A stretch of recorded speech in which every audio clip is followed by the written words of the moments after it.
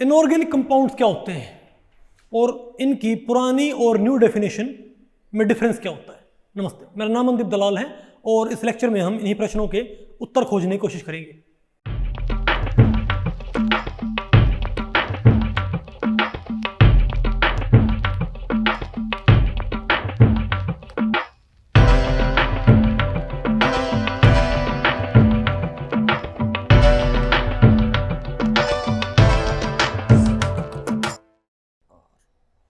तो भाई आज हमने क्या पढ़ना है, देखो आज हम क्या शुरू कर रहे हैं, इनऑर्गेनिक केमिस्ट्री। ठीक है, आज भी आपका इनऑर्गेनिक केमिस्ट्री का पहला लेक्चर होएगा। तो इसमें हम आपको ये बताएंगे कि भाई जो इनऑर्गेनिक केमिस्ट्री की डेफिनेशन होती है, ओके, इसका जो क्लासिफिकेशन होता है और उसका बेसिक आइडिया होता है, इसकी जो भाई एप्लीकेशंस होती हैं, ताकि आपको इसकी इंपॉर्टेंस का आइडिया हो जाए। ओके, तो सबसे पहला टॉपिक आपका बताओ क्या है, बताओ भाई पहला क्या आपका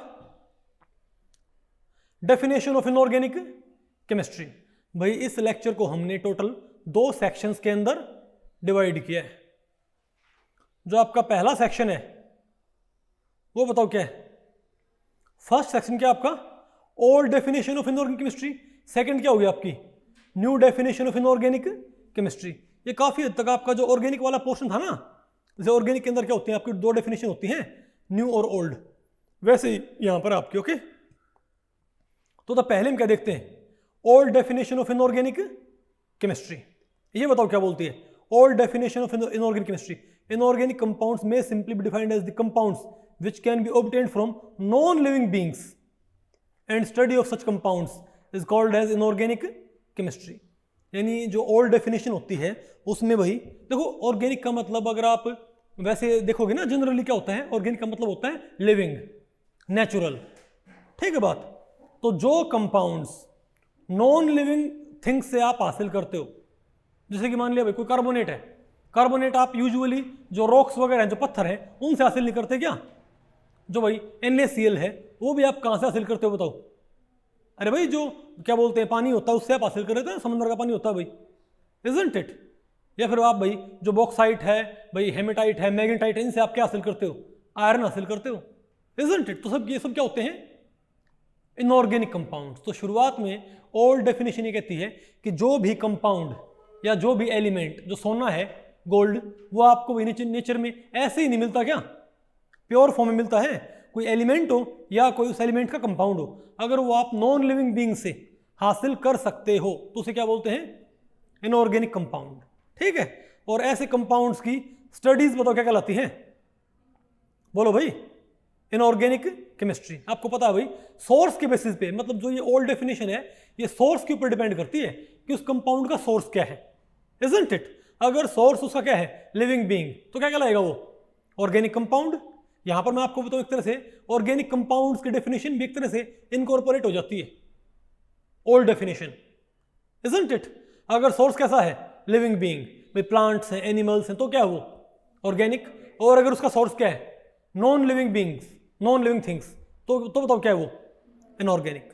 फॉर एग्जांपल आप इस चार्ट से देखें, आप भाई बताओ क्या आपका ये, अरे भाई लिविंग बीइंग्स लाइक प्लांट्स, बताओ भाई, बताओ क्या देते हैं आपको, fat, lipids, carbohydrates, proteins, isn't it. अरे बोलो भाई, ठीक है। और बताओ भाई इनऑर्गेनिक अगर सोर्स बताओ क्या है आपके, जैसे आपका कार्बन है, हाइड्रोजन है, और कौन आपका भाई ऑक्सीजन है, इनसे बने हुए कंपाउंड आपको कहां से मिलते हैं बताओ। हालांकि कार्बन आपको भाई डायमंड की फॉर्म में मिलता है, वो तो क्या होगा आपका, देखो कार्बन आपको डायमंड की फॉर्म में मिलता है तो वो तो क्या है, इनऑर्गेनिक। लेकिन कार्बन आपको भाई कार्बोहाइड्रेट्स की फॉर्म में मिलता है, वो क्या आपका, ऑर्गेनिक। ओके, और देखो आप अगर सोर्सेज तो क्या भाई, फॉसिल है, मिनरल्स हैं, बॉक्साइट है, हेमेटाइट है, बताओ क्या, तो ये क्या होंगे, इनसे क्या मिलते हैं हमको, इनऑर्गेनिक कंपाउंड्स। डायमंड है, ग्रेफाइट है, मैग्नीशियम है, आयरन है, इजंट इट। बात आपको पहले पड़ गई। तो बहुत सिंपल बात है कि जो कंपाउंड, अच्छा बताओ आप मुझे बताओ भाई, जो क्या बोलते हैं कॉपर है, कॉपर की माइंस होती है ना, कि कॉपर किसी जानवर से आप निकालते हो, इस जानवर को भाई, इससे आपको कॉपर हासिल होएगा, बोलो भाई कॉपर की माइंस होती हैं, इजंट इट। तो कॉपर क्या है, एक इनऑर्गेनिक। ये ओल्ड डेफिनेशन है, क्या ये ओल्ड डेफिनेशन, ये सोर्स के ऊपर डिपेंड करती है कि सोर्स कैसा है। अब हम देखते हैं भाई इसकी न्यू डेफिनेशन।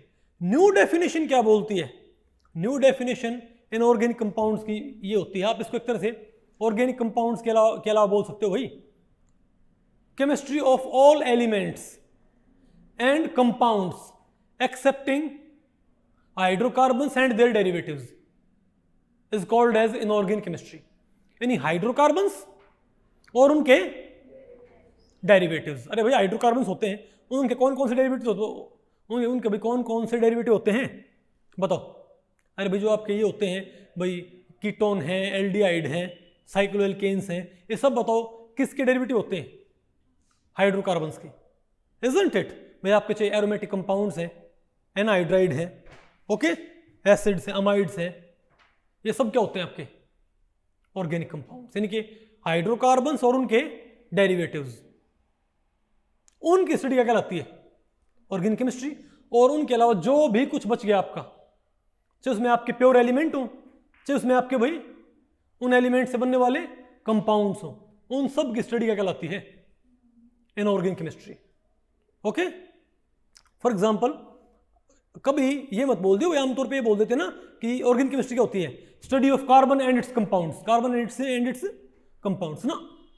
कार्बन और इसके कंपाउंड्स की स्टडी क्या नहीं बोलते। अगर कार्बन और उसके कंपाउंड्स की स्टडी को क्या बोलते ऑर्गेनिक केमिस्ट्री, तो फिर डायमंड कहाँ स्टडी होता ऑर्गेनिक केमिस्ट्री के अंदर, ग्रेफाइट कहाँ स्टडी होता ऑर्गेनिक केमिस्ट्री के अंदर, इजंट इट। भाई एक आध स्टूडेंट यहाँ बैठ जाया करो, दिनेश आप यहाँ आ जाओ, ये हटा के यहाँ बैठ जाओ, अंजलि बेटा ओके कोई बात नहीं, यहाँ बैठ जाओ आप, ठीक है ओके। रशिता अब बेटा वो कुर्सी लेके यहाँ आ जाओ, ठीक है, थोड़ा कैमरे के पीछे बैठ जाओ। बात आपको पहले पड़ रही भाई, नहीं आपको समझ में? तो अगर कार्बन्स और उसके कंपाउंड्स की स्टडी ही क्या कहलाती ऑर्गेनिक केमिस्ट्री, फिर तो भाई डायमंड है, ग्रेफाइट है, और कार्बन मोनोऑक्साइड ये भी तो भाई कार्बन का कंपाउंड होता है, लेकिन कहाँ पढ़ा जाता है ये इनऑर्गेनिक केमिस्ट्री के अंदर। फिर तो कार्बोनेट्स, कैल्शियम कार्बोनेट, ये भी तो कंपाउंड किसका होता है कार्बन का, लेकिन कहाँ स्टडी होता है। लेकिन ध्यान रखो भाई, चाहे कार्बन मोनोऑक्साइड है, चाहे आपके कार्बोनेट्स हैं, चाहे डायमंड है, ये हाइड्रोकार्बन और उनके डेरिवेटिव्स नहीं है। बात आपको पहले पड़ गई। तो ये भाई प्रिसाइज डेफिनेशन है, ठीक है। तो ओल्ड डेफिनेशन आपने पढ़ ली थी, न्यू डेफिनेशन ये है कि हाइड्रोकार्बन्स और उनके डेरिवेटिव्स, उनकी स्टडी क्या कहलाती है और ऑर्गेनिक केमिस्ट्री, और उनके अलावा जो भी बच गए उन सब की स्टडी क्या कहलाती है इनऑर्गेनिक केमिस्ट्री।